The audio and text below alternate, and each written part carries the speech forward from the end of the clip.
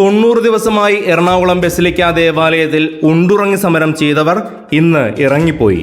കുർബാന വിഷയത്തിലെ മെത്രാൻ സിനഡിന്റെ തീരുമാനത്തിന് എതിരെയാണ് പുതിയ രീതിയിലുള്ള ഉണ്ടുറങ്ങി സമരം സിനഡ് അനുകൂലികൾ എന്ന് അവകാശപ്പെടുന്നവർ ചെയ്തത്.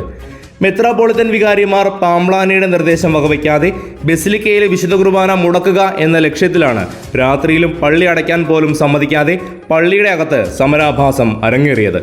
മാർ പാംബ്ലാനി തന്നെ ഉണ്ടുറങ്ങി സമരക്കാർക്കെതിരെ ഹൈക്കോടതിയിൽ കേസ് നൽകിയതിനാൽ അൽമായ മുന്നേറ്റം ഈ ആഭാസത്തിനെതിരെ നിശബ്ദമാവുകയായിരുന്നു.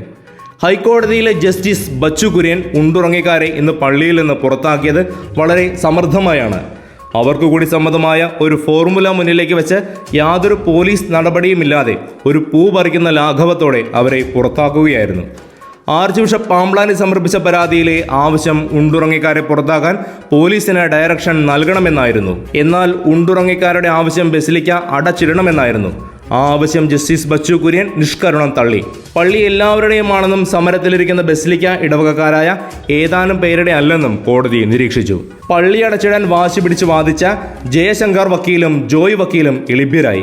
അപ്പോൾ ഉണ്ടുറങ്ങി സമരക്കാർ പള്ളിയിൽ കുർബാനകൾ പാടില്ല എന്ന് വാദിച്ചു. അങ്ങനെ കുർബാന മുടക്കികളായി ചരിത്രത്തിൽ ഇടം നേടിയ ഉണ്ടുറങ്ങിക്കാർ ആഗ്രഹിച്ചതുപോലെ മീഡിയേഷൻ തീരുന്നതുവരെ മാത്രം കുർബാനകൾ പാടില്ല എന്ന് കോടതി നിർദ്ദേശിച്ചു. പക്ഷേ മീഡിയേഷൻ എന്ന് അവസാനിപ്പിക്കണമെന്നത് പെറ്റീഷൻ നൽകിയ മാർ പാംബ്ലാനിക്ക് തീരുമാനിക്കാവുന്നതാണ് എന്നതാണ് ഇതിലെ പ്രധാന കാര്യം. അങ്ങനെ വിശുദ്ധ കുർബാനയല്ല, സഭയിലകത്തെ രാഷ്ട്രീയ കളിയാണ് ഈ സമരത്തിന് പിന്നിലെ ലക്ഷ്യമെന്നത് ഒരിക്കൽ കൂടി വ്യക്തമായി. സിനഡിന്റെ അംഗീകാരമുള്ള സമവായമാണ് കുർബാന വിഷയത്തിലെ അന്തിമ തീർപ്പ് എന്നതിനാൽ മറ്റ് ഇടവകകളിൽ നടക്കുന്നതിനപ്പുറം എറണാകുളം ബസിലിക്കയിൽ ഒന്നും സാധ്യമല്ല എന്നതാണ് അൽമായ മുന്നേറ്റത്തിന്റെ നിലപാട്. ഉണ്ടുറങ്ങി സമരത്തെക്കുറിച്ചുള്ള അൽമായ മുന്നേറ്റത്തിന്റെ ഒരു പ്രവർത്തകന്റെ നിരീക്ഷണം ഇപ്രകാരമാണ്: ഞങ്ങൾക്ക് കുർബാന വേണം എന്ന് പറഞ്ഞാണ് സമരം ചെയ്തത്. അത് കിട്ടാതെ ഞങ്ങൾ അടങ്ങില്ലായിരുന്നു.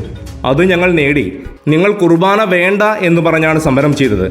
അതിനാൽ തന്നെ നിങ്ങളുടെ സമരം സഭാവിരുദ്ധവും വിശ്വാസവിരുദ്ധവുമാണ്. കത്തോലിക്ക വിശ്വാസത്തെക്കാൾ മെത്രാന്മാർക്കിടയിലെ തൊഴുത്തിൽ കുത്തു നടത്തുന്നവരാണ് ഇന്ന് അവസാനിച്ച ഉണ്ടുറങ്ങി സമരത്തിന് പുറകിലെന്നാണ് നിരീക്ഷകർ പറയുന്നത്. സീറോ മലബാർ സഭ പാത്രിയാർക്കൽ സഭയാകാൻ നിവേദനങ്ങൾ നൽകി നടക്കുന്നതിനിടയിൽ മെത്രാൻ സിനഡിനകത്തെ ചേരിപോരുകൾ പുറം ലോകം അറിയുന്നത് സഭയുടെ ഭാവിയെ തന്നെ നശിപ്പിക്കുന്നതാണ് എന്ന് കാനോൻ നിയമ വിദഗ്ധർ അഭിപ്രായപ്പെട്ടു.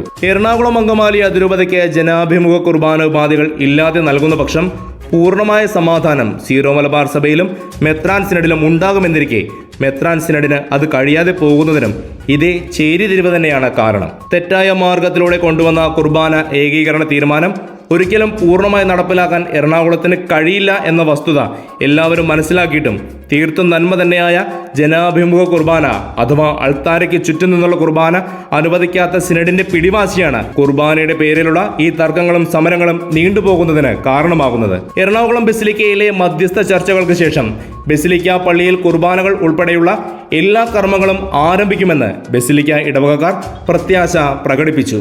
ഏകം ന്യൂസ്, കൊച്ചി.